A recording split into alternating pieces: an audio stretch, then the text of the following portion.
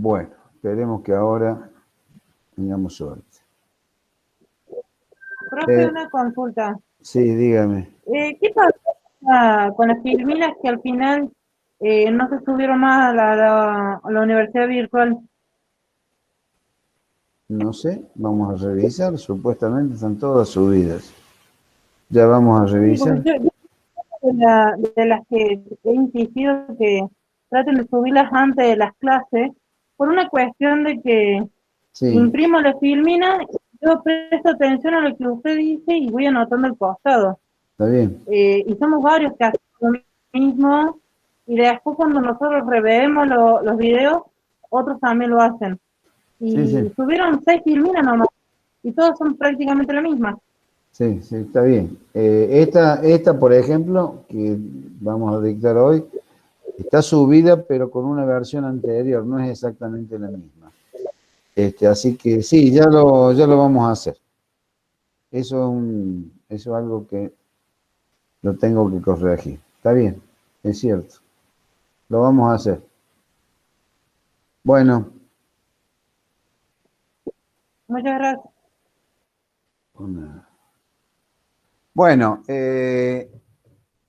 esta, Perdón, ingeniero, hago una interrupción antes que arranque la clase. En unos minutos, chicos, le vamos a estar enviando un link para comenzar con las clases prácticas, los que tengan dudas.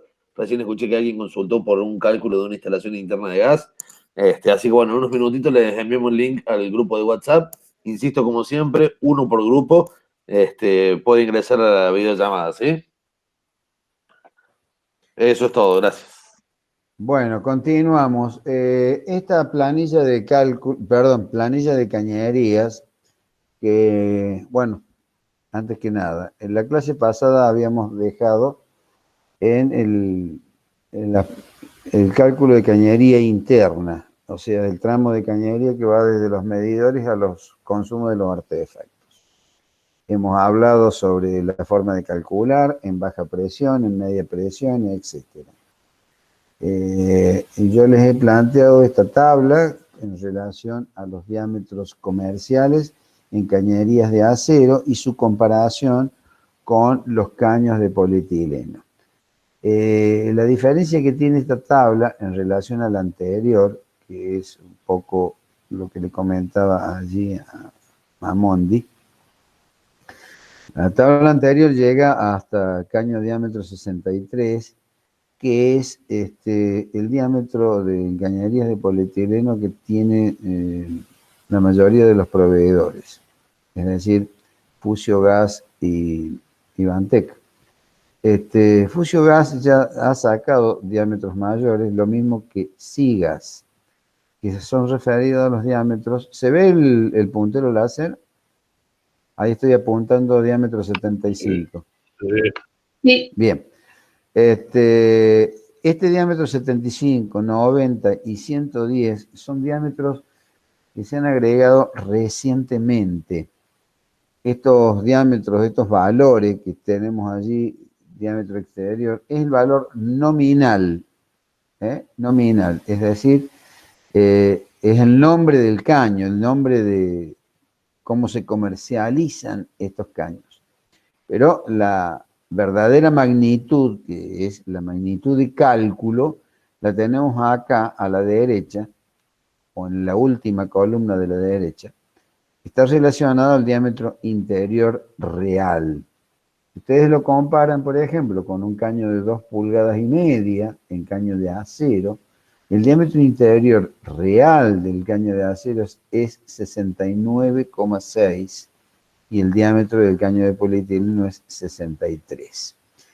Ahora, una de las cuestiones que quiero aclarar también es que las tablas que están en el reglamento NAC 200 calcula o establece el caudal permisivo no en base a este diámetro, sino al diámetro nominal que tenemos acá, es decir, 63. Eso yo les cuento cómo es la situación, porque en rigor de verdad se debiera calcular con este valor, con 69,6, ¿Cómo lo hace? Los proveedores de cañerías de polietileno que calculan el caudal permitido con 63 milímetros en el caso de la cañería de 75. Cuidado también, es muy común equivocarse en el diámetro de la cañería, es decir, 75 por decir 3 pulgadas, y no es comparable con 3 pulgadas, sino que es comparable con 2 pulgadas y media, y aún así está por debajo del valor real de la cañería de acero. El otro diámetro que sacaron al mercado es el de 90 y el de 110. Bueno, es muy común también confundirse, que decir, bueno, el diámetro de 110 es un poquito mayor de 4 pulgadas. No es mayor. Fíjense, el diámetro interior del caño de polietileno de 110 es de 94 milímetros. Y si lo comparo con el caño de 4 pulgadas, fíjense la dimensión que tiene el interior, es 106,2. Esto es muy importante tenerlo en cuenta a la hora de optimizar diámetros y verificar la parte económica. Los proveedores, en este caso SIGAS, les va a presentar este tubo, que es el tubo de acero, de polietileno con acero, en donde les da los distintos códigos de los distintos diámetros y les designa el caño con estos valores, que es lo que les acabo de mostrar comparativamente con los caños de acero. Ahora bien, la tabla que acompaña los manuales de los proveedores de caño de polietileno es esta tabla. Está con los valores que yo les estoy mencionando. Es decir, los proveedores de caños de polietileno calculan las cañerías con el diámetro interior, que es lo que ustedes van a ir viendo acá en las distintas columnas. En la columna de la izquierda van a ver las longitudes en metros y los valores hallados allí sobre fondo amarillo con números negros, que les da el caudal en metros cúbicos por hora para los diferentes diámetros y longitudes. Y como se los había planteado en el procedimiento de cálculo, utilizando la fórmula del Dr. Poole para gas natural, con un gas de una densidad de 0,65 relativo al aire, 0,65 es un valor adimensional, porque es una comparación de densidades de gas en relación al aire, y una caída de presión de 10 milímetros de columna de agua, o sea, 1 gramo por centímetro cuadrado, arroja estos resultados de caudales. Completan la tabla esta otra en donde les indica, bueno, no, a ver.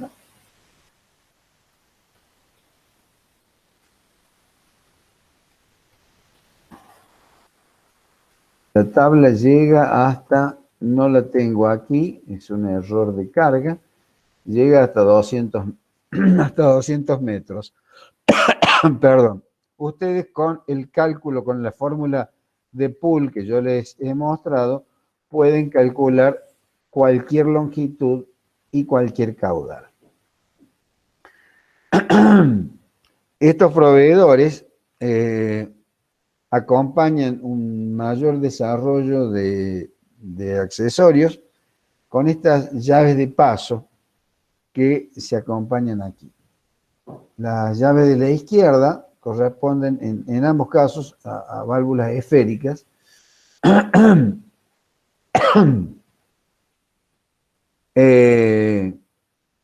el caso de la izquierda son válvulas esféricas, pero para fusionar en polietileno, con medidas que van de 20, 25, 32 y 40, es decir, comparables con media pulgada, 3/4, 1 y 1/4. Para diámetros mayores y solo hasta 63, van a encontrar para este tipo de materiales, de cañerías, diámetros 50 y 63. En estos casos, el montaje es por el sistema roscado, es decir, van a tener que fusiona en el extremo del caño o de los accesorios una transición fusión rosca para poder realizar el montaje de esta válvula. Bueno, acá les habla sobre las ventajas que tiene, que es libre de mantenimiento. ¿Por qué? Bueno, porque la esfera es una esfera de acero inoxidable y está montada sobre sellos blandos, generalmente son teflón, puede ser grilón, pero en este caso es un teflón, dimensionada por una presión de hasta 4 bar. Esto es muy importante desde el punto de vista conceptual, porque la NAC 212 y la 213 habla de válvulas de hasta, o sea, aptas para trabajar en 20 gramos y aptas para trabajar en 4 bar.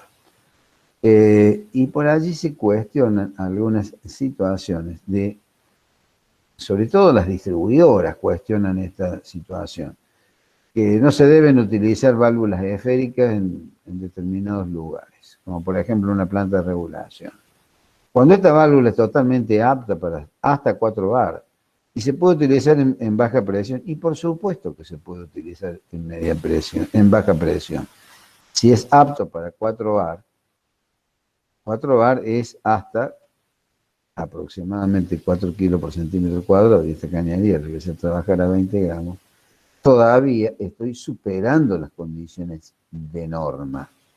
Sin embargo, hay algunos criterios, para mi modo de ver las cosas, totalmente equivocados, que si esta válvula está diseñada para 4 bar, que no se puede utilizar en baja presión. Me parece una cuestión totalmente descabellada.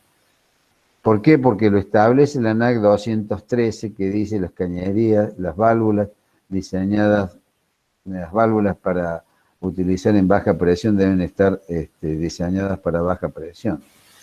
Si soporta la media presión, perfectamente puede soportar la baja presión. Bueno, son cuestiones. Hago este comentario porque muchas veces se discute situaciones tan fáciles o tan obvias que no se debería ni siquiera plantear. Sin embargo, muchas veces con un criterio equivocado de un inspector o de una distribuidora que no admite válvulas de media presión en baja. Es algo que considero inaceptable. Estas válvulas tienen un interior de latón forjado con un excelente diseño y presentación, porque sí, la verdad que al no requerir mantenimiento y tener esta presentación, realmente hace de un buen sistema. El problema más grave de esto, que eso es una cuestión que obviamente no se lo dice el fabricante, y si los comento yo, estas válvulas tienen un costo importante. No le puedo precisar en este momento cuánto vale una válvula de 20 milímetros, de 25, pero tiene un costo importante. ¿Y qué quiero decir con esto? Estas válvulas funcionan muy bien, tienen una muy buena presentación, pero tienen un defecto muy grande. No admiten errores. ¿Qué quiero decir con esto? Ya les voy a mostrar cómo se debe realizar un montaje adecuado de un sistema de fusión. Cuando esa fusión se realiza inadecuadamente o con fallas o con defectos, se debe literalmente desechar. Y eso implica un costo importante, por eso le estoy hablando del costo de esta válvula.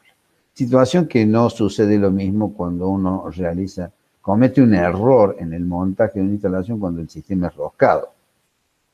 Cuando el sistema es roscado directamente se desmonta y se vuelve a montar y se terminó el asunto. Pero en un sistema de fusión, una vez fusionado y se produce un error en la fusión, bueno, directamente lo que hay que hacer es desechar el accesorio. Ese es el defecto que por supuesto los fabricantes no se lo van a decir. Otra de las cuestiones que por allí Ustedes, cuando uno no tiene experiencia, por allí comete errores, y un poco el comentario que les voy a hacer es evitar esos errores. Cuando se realiza el montaje de una válvula de estas características, yo sugiero que se realice un montaje con sellos blandos, es decir, con teflón en cinta o con teflón líquido, o sea, pastas de unión no fraguantes. ¿Por qué? Si ustedes hacen un montaje de un sistema roscado como este, con un sistema de sellado tipo litargiro y glicerina, que eso es un sistema fraguante, realmente para poder desmontar esa pieza necesitan calentarlo para que se destruya el sello de el litargiro y la glicerina en los filetes de la rosca. El problema se da que cuando se calienta este accesorio para lograr la fractura o el disgregado del sello litargiro y glicerina, logran desmontar la pieza, pero dañan la válvula. ¿Por qué? Porque esta válvula tiene una esfera de acero inoxidable, pero está montada y logrando la estanqueidad con sellos blandos. Es decir, ese sello de PVC o de nylon, cuando ustedes le meten un soplete y calientan la válvula, literalmente lo destruyen al sello ese. De manera que estas válvulas, para poder remover el sellado de litargiro y glicerina, literalmente la tienen que calentar y con ello destruyen la válvula. Así que por allí algunos inspectores dicen, no se puede sellar con sello blando, se tiene que sellar con litargiro y glicerina. No, eso es un error. Eso es un error. Válvulas de este tipo no se puede, o sea, mejor dicho, no se debe sellar con selladores fraguantes. En relación a los defectos que estábamos hablando, bueno, primero vamos a ver cómo es una fusión adecuada. Bueno, es una fusión bien realizada sin defecto, por lo tanto sujeta aprobada por las distribuidoras de gas, donde tienen los cordones debidamente formados. Son dos cordones, uno formado por el accesorio y otro formado por el caño. O que pueden llegar a producir algunos defectos menores, y sin embargo siguen siendo aprobadas por la distribuidora porque pueden permitirse algunos desplazamientos de la formación de los cordones. Un cordón bien realizado, el que se muestra aquí en la imagen. Eso es lo que se tiene que tratar de lograr para lograr una soldadura, una fusión adecuada. Ahora, ¿qué pasa cuando las uniones no son aceptables? Por ejemplo, allí tienen un desplazamiento, ¿ven? Allí la formación del cordón es lo que se denomina escurrimiento laminar, manifiesta por excesiva rebarba de la capa de polietileno durante el proceso de corte. O sea, antes de calentar el tubo, se aconseja especialmente en medida de 75 a 110 ejecutar un pequeño biselado, es decir, el recorte del extremo del tubo donde se va a instalar en el accesorio. O este defecto también se produce cuando hay boquillas. Las boquillas son los elementos que se colocan para lograr la fusión tanto del caño como del accesorio. Cuando están desgastadas o sucias, se producen fusiones indebidas.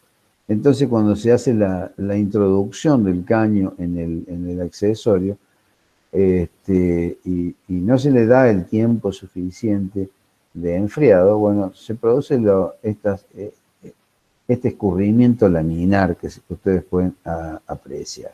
Hay ciertas tolerancias dentro de esto, o sea, se permiten hasta 5 milímetros de tolerancia, o depende de los accesorios, depende de los diámetros, pueden reducirse hasta 3 milímetros, o sea, en diámetros 20, 25, 32, es hasta 3 milímetros. Ahí tienen un escurrimiento laminar no permitido.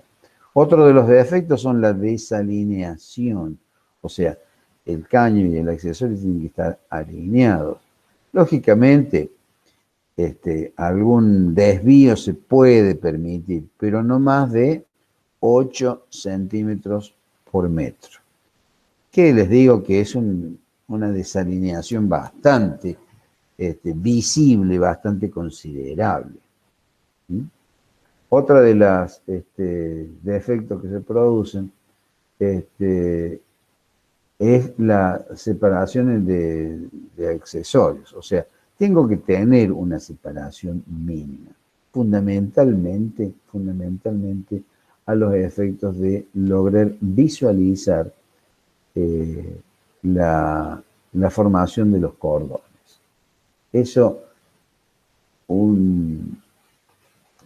es un defecto que es para rechazar. Si no se pueden visualizar los cordones, la formación de estos cordones, el inspector que va y no puede controlar esa separación, se los va a rechazar. ¿Cuál es la separación permitida? Es un diámetro.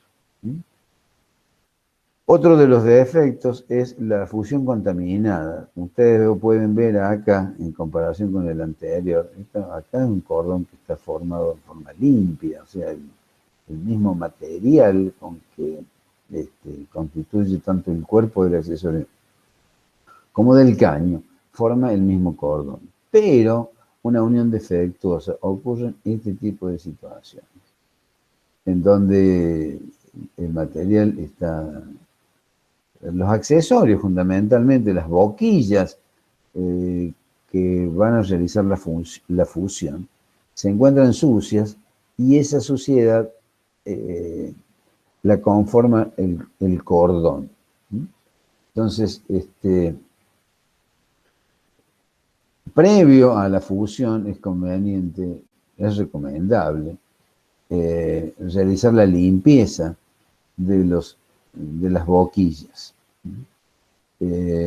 Otro de los defectos, y esto sí es un defecto grave, la falta parcial o total de los anillos. Fíjense, no sé si alcanza a apreciar en la imagen, pero de todos modos, estas imágenes que yo les estoy mostrando acá, lo pueden ver en los catálogos correspondientes de los fabricantes, lo pueden bajar en forma totalmente gratuita desde las páginas de los proveedores, en este caso de SIGAS, así como se escribe, SIGAS. Pueden bajar el catálogo completo y poder revisar todos, inclusive estos que yo les estoy mostrando acá en relación a las fallas de las uniones, están en el manual del fabricante. De manera que si no se aprecia bien la imagen que estamos mostrando acá, la pueden ver justamente en el catálogo. Y bueno, como conclusión, yo ya se los había anticipado la clase pasada. No se pueden mezclar accesorios de distintos fabricantes. ¿Por qué? ¿Porque la unión no funciona? No, sí, la unión funciona. No hay inconvenientes. Lo que pasa es que si ocurre una falla, ¿de quién es la responsabilidad? ¿Del proveedor del accesorio o del caño? Por otra parte, todo instalador que vaya a realizar una fusión debe tener una matrícula de fusionista. No es nada difícil de obtenerlo, simplemente rinde un pequeño examen de condición, lo da el mismo fabricante y le otorga un carnet de fusionista. Ese carnet de fusionista tiene que ser habilitado por la empresa que le proveedora. Si tiene carnet de fusionista de SIGAS, no puede tener el carnet de fusionista de Bantec, o el de SIGAS, o el de Fusiogas. En realidad, la mayoría de los instaladores tienen los tres carnet habilitante, aunque un instalador que se dedica a trabajar con Fusiogas trabaja exclusivamente con Fusiogas, y lo mismo el que lo hace con SIGAS. Eso normalmente es así. Y otra de las cuestiones que tienen que, a ver si lo tengo en esta imagen, no. Otra de las cuestiones, a ver si aquí está, si se alcanza a ver, quiero mostrarles algo. No, no se ve claramente. Allí, por ejemplo, todos los accesorios tienen una inscripción donde les da el número de matrícula, donde les da las características del accesorio, y fundamentalmente una de las cosas que tienen que verificar es la fecha de vencimiento. La fecha de vencimiento tiene una amplitud de 2 años, desde el momento de fabricarse. Bueno, eso es una cuestión reglamentaria. ¿Qué pasa si tiene 2 años y medio, 3? ¿No sirve? Mire, todo depende de la conservación, pero reglamentariamente, si va un inspector y ve que tiene un accesorio vencido, y tiene todo el derecho a rechazárselo. No se permite fusionar accesorios vencidos. Periodo de aptitud, 2 años. Bueno, cuando nosotros hablamos de longitudes equivalentes para calcular cañerías, bueno, hemos hablado de cómo se determina la longitud equivalente según el accesorio. Bueno, estas longitudes equivalentes para los caños de polietileno no son las mismas. ¿Por qué? Porque cambia ligeramente la geometría y los distintos accesorios. Entonces, el proveedor les va a entregar, como en este caso, esta es una tabla obtenida de SIGAS, les muestra la pérdida de carga o la longitud equivalente en metros según el diámetro del accesorio y el tipo de accesorio. Por ejemplo, una T normal de 25 con flujo a 90 grados produce una pérdida de carga de 70 centímetros. O sea que el flujo de gas, el atravesar el gas, la T a 90 grados, es como si recorriera una longitud de 70 centímetros. Y si lo recorriera en forma transversal, o sea, a través, serían 22 centímetros, nada más. Un poquito más que la longitud propia del accesorio. Estoy citando esta T, pero así como esta T, fíjense la llave esférica. La llave esférica produce una pérdida de carga muy baja. Fíjense, por ejemplo, la llave esférica de 25, que es equivalente a una de 3/4, produce una pérdida de carga de 22 centímetros. ¿Recuerdan cuál era la pérdida de carga de una llave de paso de 3/4, que es más o menos equivalente a esta? Bueno, si no se acuerdan, se los digo. Es 100 diámetros. 100 diámetros multiplicado por el diámetro nominal, que es 19 milímetros, sería 1,90 m. O sea, la pérdida de carga de una válvula esférica es significativamente menor. La válvula esférica prácticamente no cambia la geometría de la sección, entonces la pérdida de carga es significativamente menor. Bien, bueno, acá le da el número de diámetros que significa esa pérdida de carga, ¿no? Es decir, 9 diámetros. Eso es lo que significa ese número de diámetros. Bueno, y aquí tienen otro grupo de accesorios, tienen un importante número de accesorios para determinar con exactitud la pérdida de carga o la singularidad. Otra recomendación, la instalación de los caños de plástico, de polietileno, tiene algunas limitaciones. No deben estar expuestos a fuentes de calor. De manera que si yo lo instalo en una cocina, fíjense, tengo instalada la llave de paso, que evidentemente puede ser de polietileno, pero obviamente no en las proximidades, ni mucho menos atrás o arriba. Bueno, arriba no se permite por reglamento, pero a un costado es recomendable ponerlo lo más alejado posible. Lo recomendable es más de 20 centímetros la llave de paso. ¿Por qué? Porque el calentamiento la afecta. Y lo mismo la cañería, es decir, a partir de este punto en adelante, o sea, ya para conectar el artefacto, no es recomendable hacerlo con cañería plástica, cañería de polietileno. En muchas ocasiones he visto situaciones de siniestro, en donde, ¿qué pasa? Este caño que está conectando la cocina, esta es una cocina de tipo industrial, pero lo mismo, o comercial, lo mismo se podría tomar como el caso de un doméstico. Tengan en cuenta que este caño donde estoy señalando allí con el puntero láser, está literalmente sobre del horno de la cocina. Si este caño es de plástico, literalmente lo derrite. No se puede conectar con caño plástico. El caño de polietileno tiene que estar como mínimo a 20 centímetros. Si está más, mejor. Otra de las cuestiones, las cañerías, bueno, tienen que estar engrampadas, pero la cañería de plástico tiene varias limitaciones.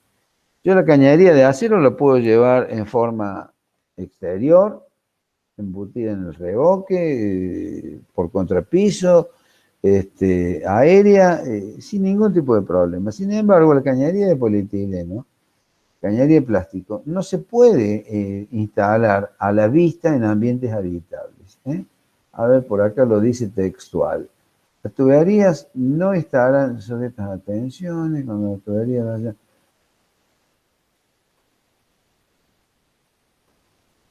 Corran por sobre techos.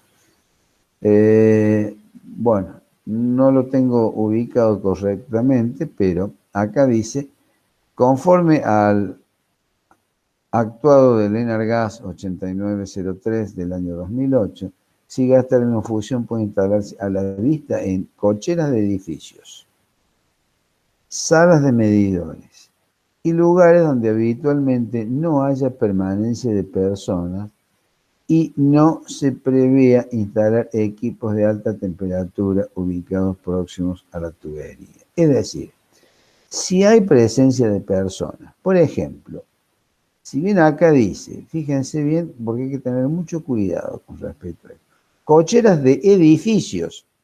Eso quiere decir que en un garaje doméstico no se puede instalar. O sea, no es que no se pueda, no se debe instalar. Si va un inspector se lo va a rechazar. ¿Por qué? Porque dice la normativa que no se debe instalar donde haya permanencia de personas. En un garaje doméstico puede haber una reunión familiar o un esparcimiento bajo techo de niños, en donde no está permitido. En esta situación, en esta cuestión, la seguridad ¿es correcta? Bueno, no sé si es tan correcta, pero lo cierto es que la normativa lo prescribe. Entonces, si ustedes quieren evitar un rechazo, no pueden instalar cañerías a la vista en ambientes habitables o en presencia de personas. Ahora bien, una cañería de acero con pintura de epoxi se puede instalar al exterior. La cañería de plástico, la cañería de polietileno también, pero tienen que estar, fíjense, con un revestimiento de aluminio que envuelve el caño. Bueno, yo les doy las indicaciones que dicen las normativas y lo que prescriben los reglamentos y lo que hacen las distribuidoras. Recomendación, esto no dura nada. Esto, repetidas exposiciones solares en el techo, esto es un film sumamente delgado y los elementos de adhesión no tienen una adecuada continuidad.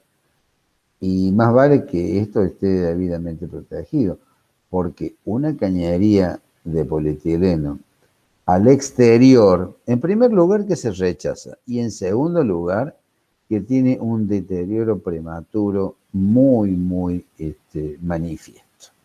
De manera que las cañerías de plástico al exterior no están permitidas. Y ustedes me dirán, ¿y dónde las instalo? Bueno, funcionan muy bien bajo tierra, funcionan muy bien bajo mampostería, funcionan muy bien bajo contrapiso, no se oxidan, son de rápida y fácil instalación, pero bueno, tengo que mostrar ventajas y desventajas para que ustedes tengan el conocimiento suficiente como para poder tomar una adecuada determinación o solución. No sé si tienen alguna pregunta mientras estoy desarrollando. Yo estoy aclarando dudas y planteando conceptos, pero cualquier duda que tengan me interrumpen. Porque yo el chat no lo puedo ver, ¿eh? Estoy con pantalla completa, no puedo ver el chat. Profe, yo le pregunté ahí en el chat si se puede llegar al horno con un flexible de cobre. No sé si lo dijo. No, no lo dije. Para llegar al horno con un flexible de cobre, ese flexible de cobre tiene que cumplir la norma IRAN 2552. Es decir, las características del caño de cobre en cuanto a diámetro, en cuanto a longitud, la longitud no puede ser más de 50 centímetros. Y desde el punto de vista estético y funcional, el cobre es conveniente instalarlo en protección dentro del artefacto. Es decir, se puede conectar con cobre electrolítico, cobre latón, o sea, 95% del cobre, perdón, el latón es 95% de cobre, 5% de zinc. Esas son las características del cobre o del latón. Y se puede conectar con unión doble, se puede conectar con flexible, pero flexible de acero inoxidable. El flexible de acero inoxidable, la limitación que tiene es del propio flexible. Pero no sé si es exactamente esa la pregunta tuya. A ver, ¿está claro? No, sí, está claro, está claro. Bien. Como había que estar alejado, aunque 20 centímetros con el termofusión, por ahí se puede llegar con el flexible. Sí, tengan presente una cuestión, ¿eh? Esta cañería acá se muestra a la vista, pero se muestra a la vista para poderla explicar, pero esto no puede estar a la vista, ¿eh? Ojo, ¿eh? Una cañería epoxi sí puede estar a la vista, o sea, una cañería no es epoxi. Una cañería de acero con pintura epoxi sí puede estar a la vista. Pero una cañería de polietileno no puede estar a la vista, ni aún en una cocina comercial, en un restaurante, y mucho menos en un doméstico, ¿no? Cuidado con eso. Y esta conexión, sí, puede ser con unión doble o puede ser con cobre, pero fíjense la particularidad desde el punto de vista estético y funcional, esa conexión de cobre tiene que estar dentro del artefacto. No sé si logro explicarme. Es decir, el caño viene por la pared, queda enfrentado con la conexión y entra literalmente dentro del artefacto, o sea, queda debajo de la plancha y adentro del lateral de la estructura del propio artefacto. ¿Mm? De manera que, o sea, voy a ser un poco grosero en la explicación. Si yo lo conecto acá, donde estoy mostrando acá con el puntero láser, y largo un flexible, aunque cumpla con la longitud, que es medio difícil que lo haga, queda expuesto ahí a la vista y sujeto a que alguien limpiando o pasando cerca lo enganche, y al engancharlo lo mueva. Al moverlo puede quedar sujeto a fuga. Entonces, la recomendación es que el accesorio de cobre esté desarrollado o instalado dentro del mismo artefacto, ¿no? Aparte por una cuestión estética, ¿no? Bueno, ¿hay alguna otra pregunta? Sí, profe, una consulta. En caso de ir enterrado, ¿tiene que llevar alguna protección? La norma no lo pide, pero la recomendación es 30, bueno, la profundidad sí está exigido por norma, 30 centímetros de profundidad como mínimo. Eso sí está establecido en la norma. ¿Se lleva alguna protección? No, no lo exige la norma. Ahora, si ustedes van, por ejemplo, por un jardín, por un patio de una casa, la recomendación es o bien taparlo con ladrillos antes de terminar la tapada con el suelo natural, o bien colocar una banda, que se denomina banda de advertencia, que es una banda mallada que dice peligro gas. A los efectos de que alguien que desconoce que pasa una cañería de gas por allí, previo a romper el caño con una pala, con un pico, con algún elemento punzante, se encuentre con ese elemento, como bien dice, de advertencia, advirtiendo que debajo de ese elemento se encuentra una cañería de gas. ¿A qué profundidad? Bueno,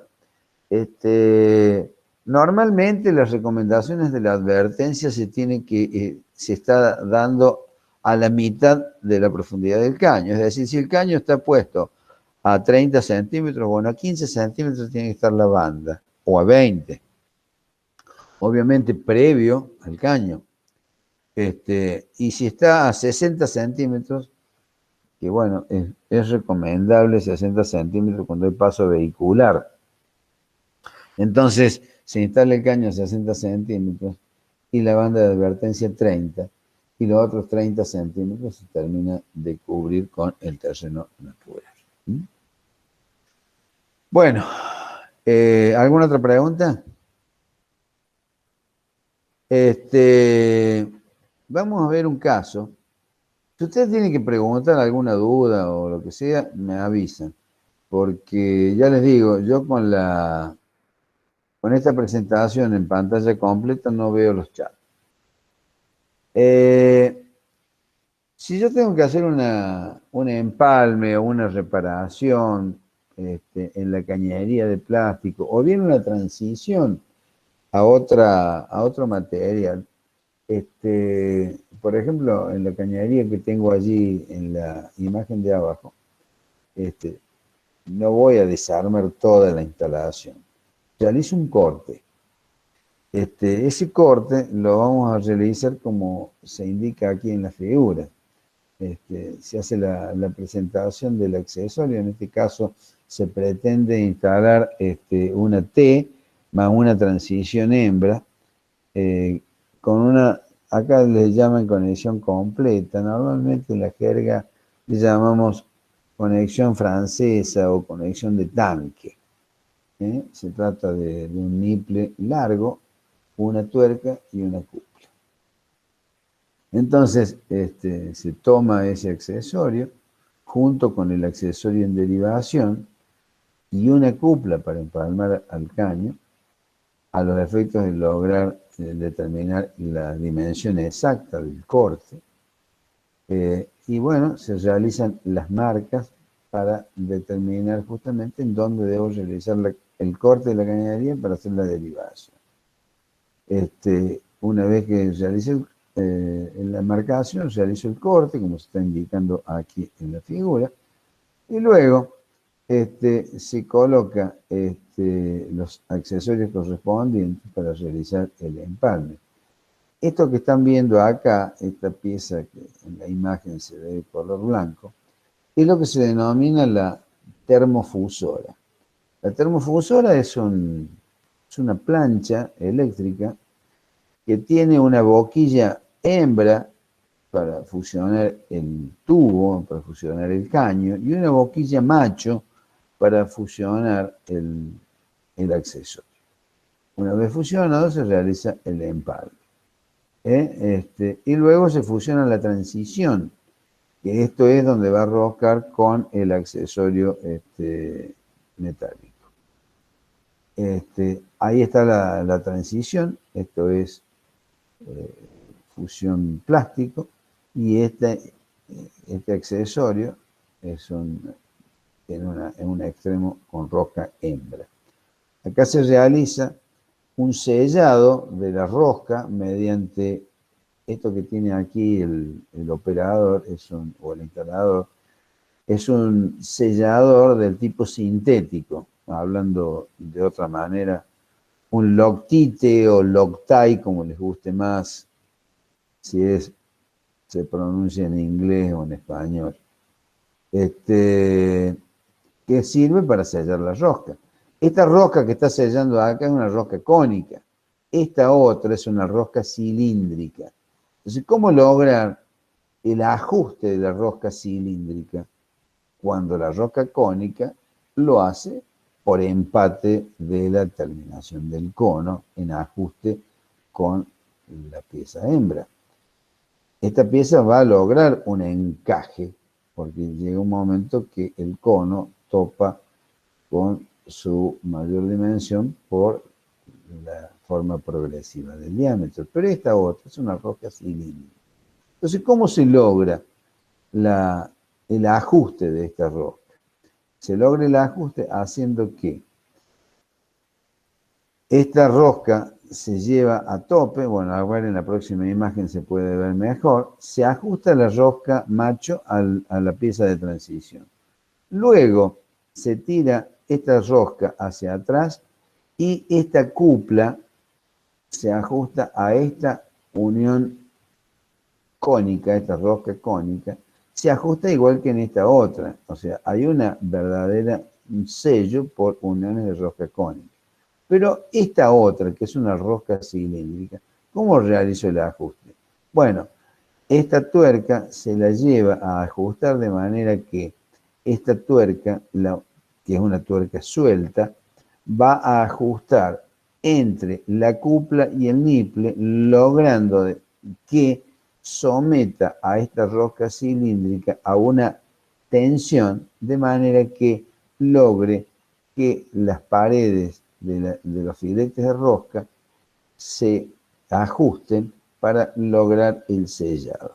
No sé si quedó claro la forma en que se realiza esta derivación. Y bueno, a partir de acá se hacen las derivaciones que corresponden. ¿Ha quedado claro? ¿Tienen alguna pregunta en relación a este tema? Bueno, o se han ido todos o lo han entendido perfectamente bien. Profe, una consulta. Sí, la escucho. No sé si lo dijo, pero la termofusora que se utiliza no es la misma de agua, ¿no? Son parecidas. Eso. En rigor de verdad, deben ser distintas. ¿Por qué? Porque los polímeros son distintos. Estos son polietilenos y los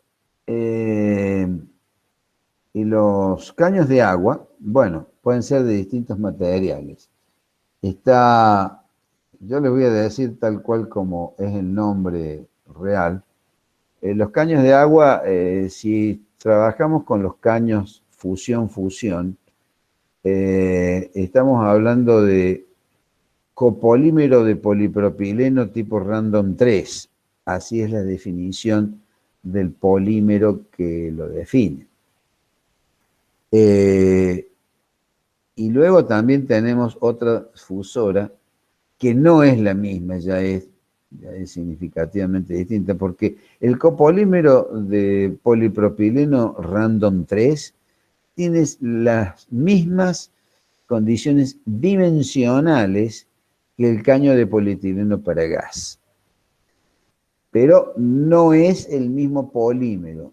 Conlleva, por lo tanto, distintas temperaturas y tiempos para realizar ese montaje.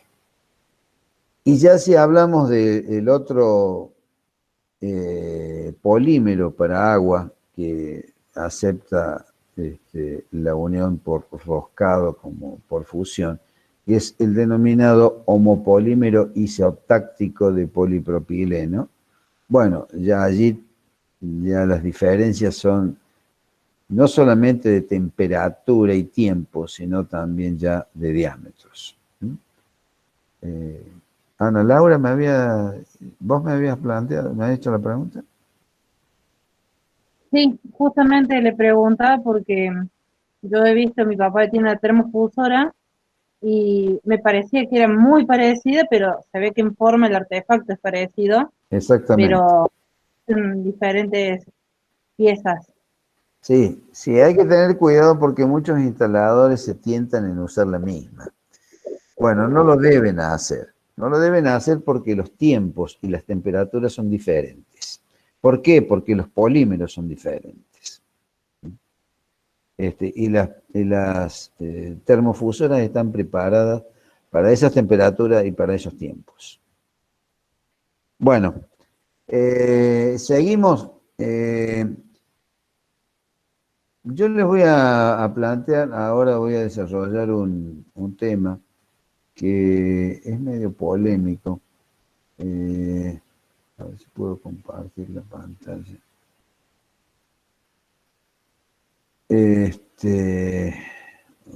Para acá.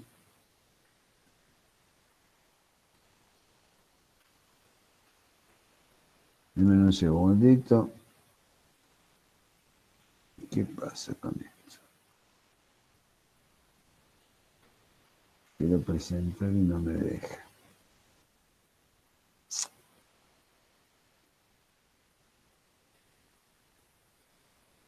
Bueno, dame un segundito que ya lo voy a domar a esto.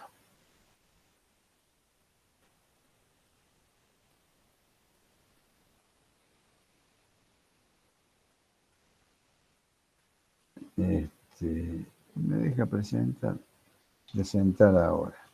Profe, Ahí está. recién Sí, estábamos viendo su presentación. sí, está Ahora bien. no la vemos, pero recién estábamos viendo. Sí, lo que pasa es que estoy cambiando de presentación, por eso es que estoy cambiando de presentación. Denme un segundito.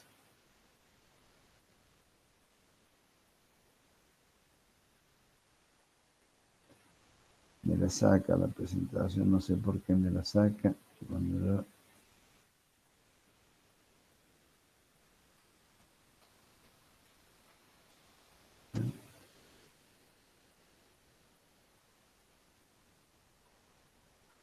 Bueno.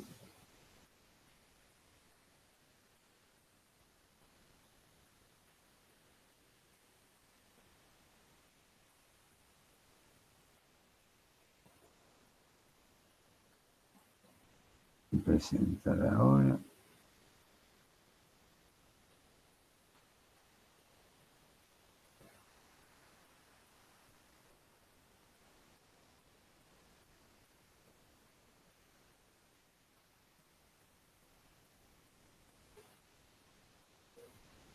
Entra en la pantalla y cuando voy a hacer la presentación la saca. No sé qué es lo que está pasando.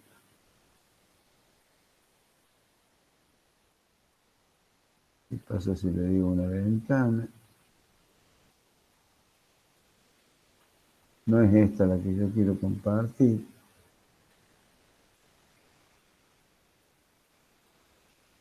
Bueno.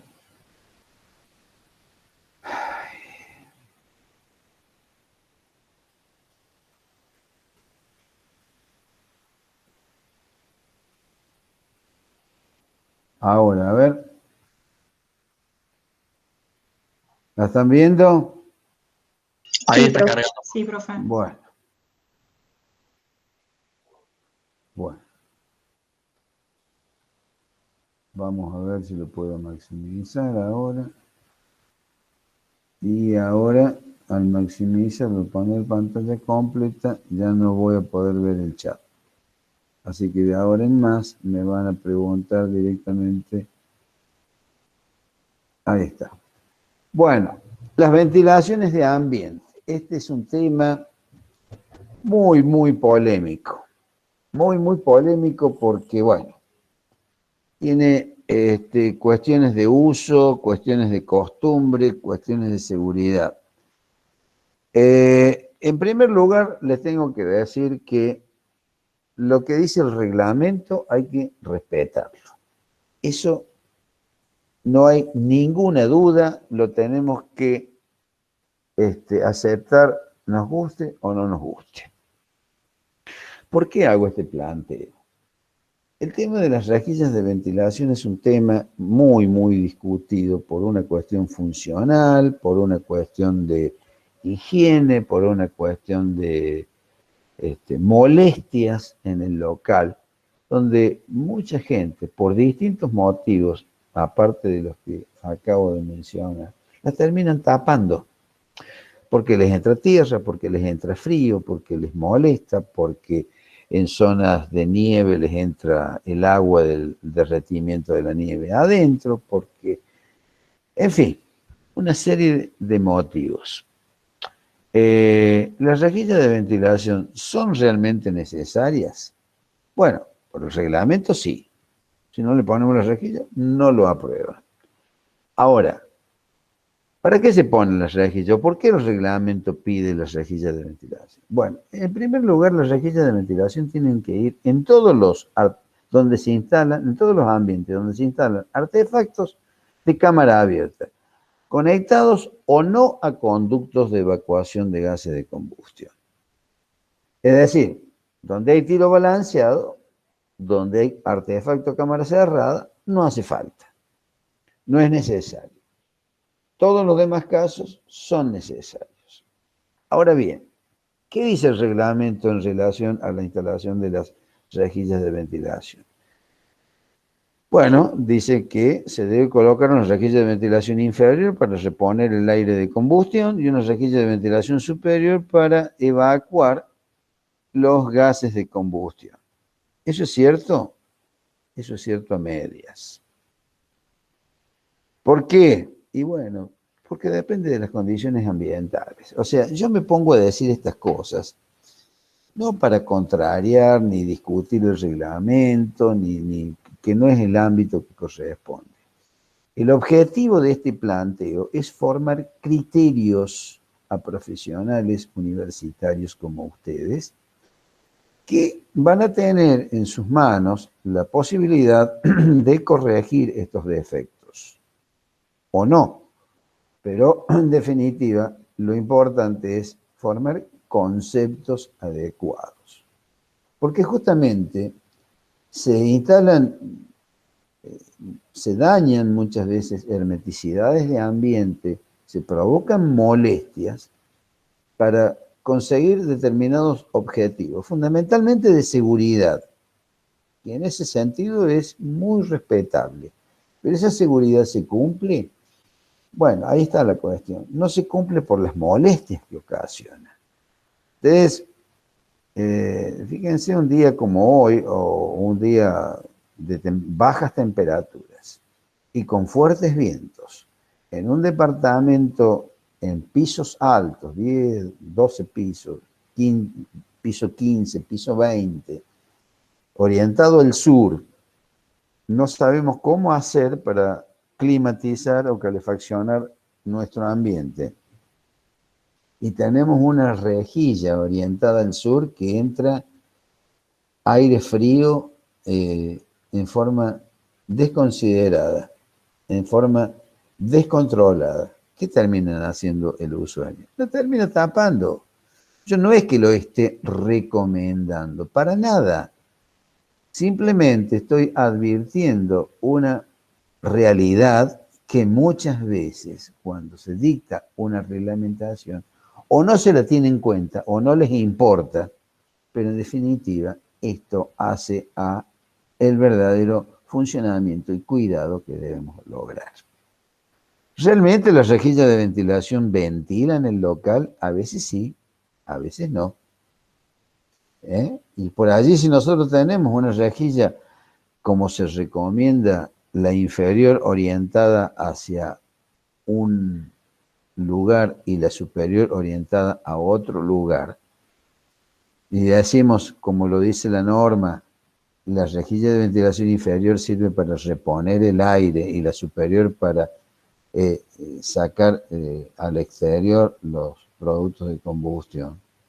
Si esa rejilla superior está enfrentada al viento y la otra está a sotavento, o sea, una a barlovento y otra a sotavento, para hablar con propiedad, y la que está a barlovento es la superior y la que está a sotavento es la inferior, se invierte totalmente la situación. Entra aire frío por la superior y puede llegar a salir por la inferior en el otro sentido. O sea, no funciona como por allí son las intenciones. De todos modos, nosotros en nuestra clase de hoy vamos a dar una explicación sobre qué es lo que dice el reglamento, cómo se debe dimensionar y qué condiciones se deben cumplir para estar conforme a los dictámenes de la normativa. Pero bueno, hecho este comentario, vamos a proceder a ver cómo se instalan y dónde se instalan estas rejillas de ventilación. Yo quiero remarcar esto, porque por allí se dice que yo recomiendo no instalarlas. No, yo no digo no instalarlas. Yo les hago notar lo que dice el reglamento. El reglamento dice que se deben instalar, pero también soy consciente y quiero transmitirle la modalidad de uso y costumbre que se tienen en tapar las rejillas, porque son molestas. ¿Hacen a la seguridad?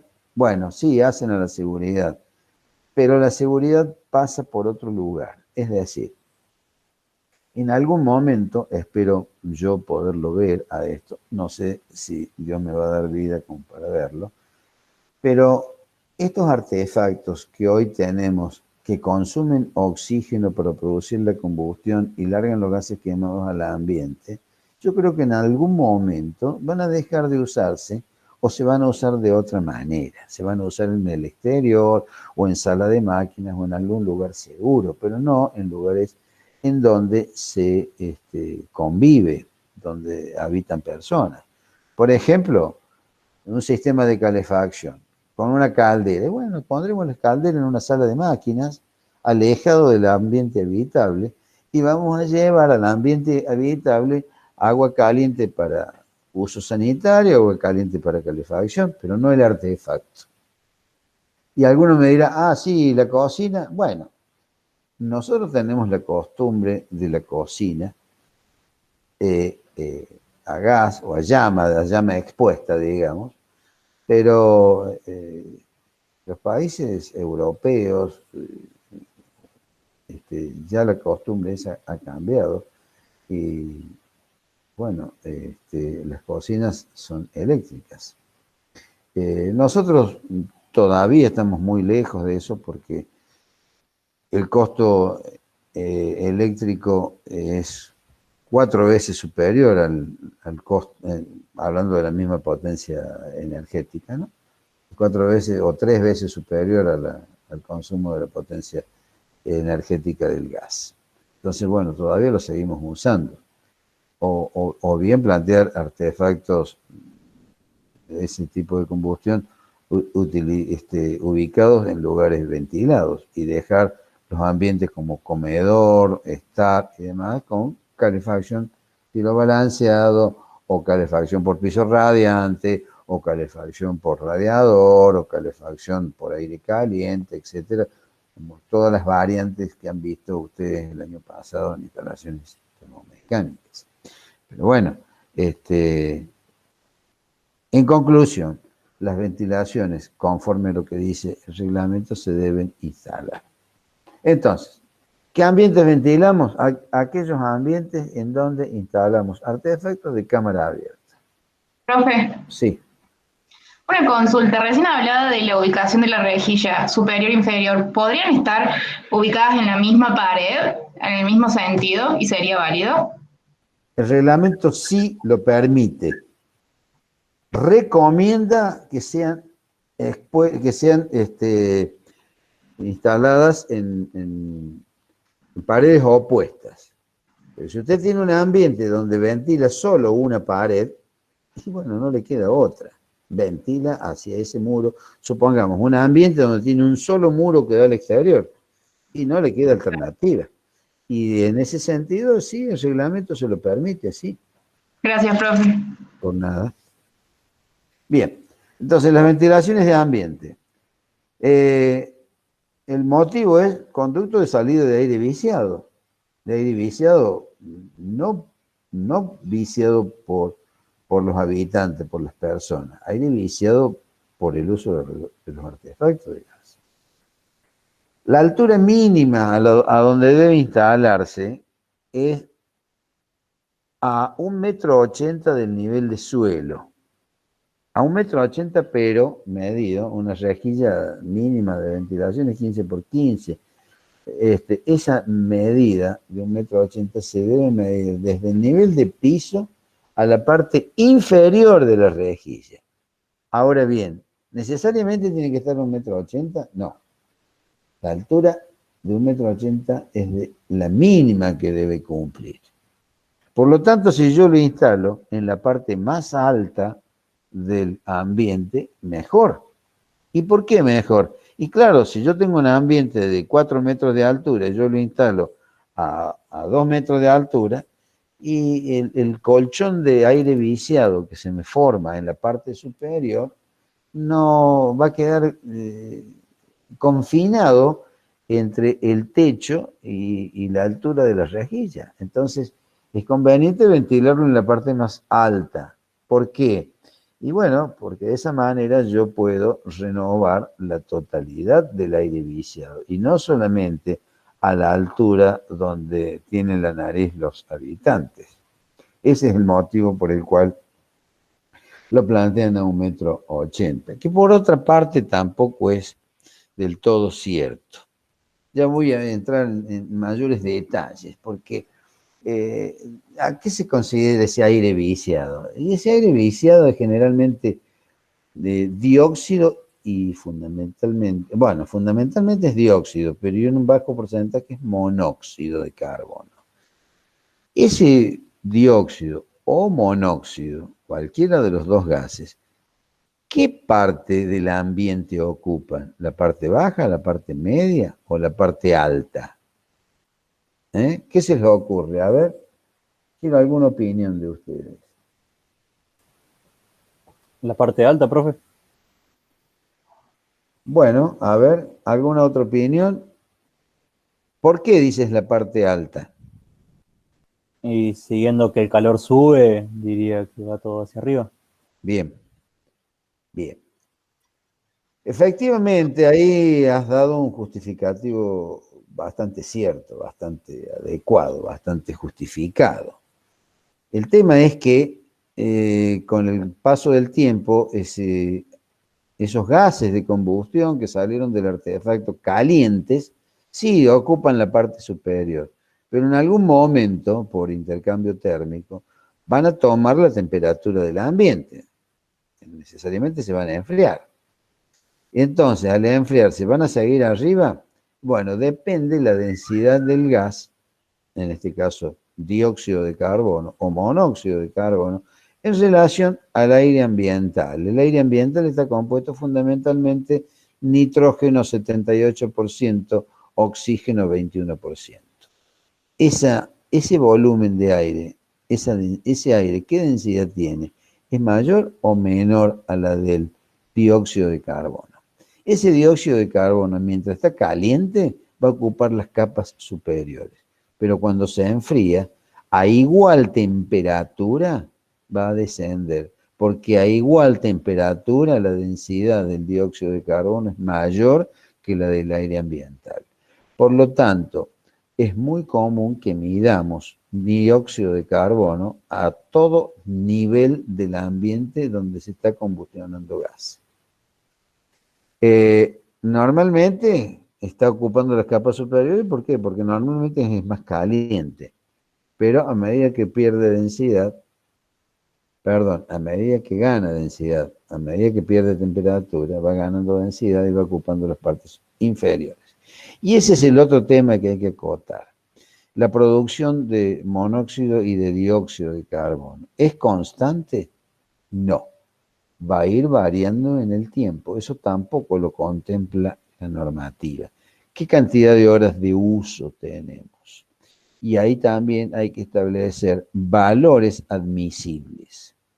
La Organización Mundial de la Salud, ya lo vamos a ver en lo que respecta a consideraciones seguras, establece 50 partes por millón de monóxido de carbono en ambiente. Sin embargo, las distribuidoras de gas le van a cortar el servicio cuando detectan porcentajes o cantidades de gas por encima de las 15 partes por millón. O sea, bajísimo. El tema es que normalmente cuando van a hacer el control recién inician la combustión.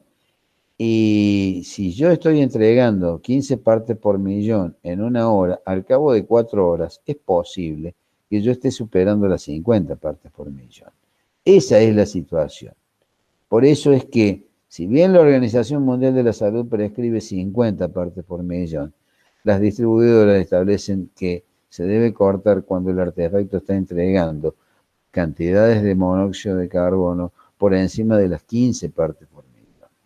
Estas son cuestiones conceptuales que no están en el reglamento, que se las señalo, como para que ustedes tengan un criterio adecuado de hasta dónde pueden admitir y por qué admitir estos límites. ¿A dónde deben dar? La superior siempre debe dar directo al exterior. Cuidado que esto también es una importante confusión. Porque el tema si las rejillas funcionan o no funcionan, ese es otro tema que es de discusión. El reglamento las exige. ¿Funcionan las rejillas de ventilación o no funcionan? Porque si yo hago atravesar 20 ambientes para poner una rejilla de ventilación, es lo más factible que no llegue la renovación de aire. Entonces hay que procurar que eso se logre. ¿Cómo? Y bueno, está fundamentalmente en función de las condiciones exteriores. Y ahí no podemos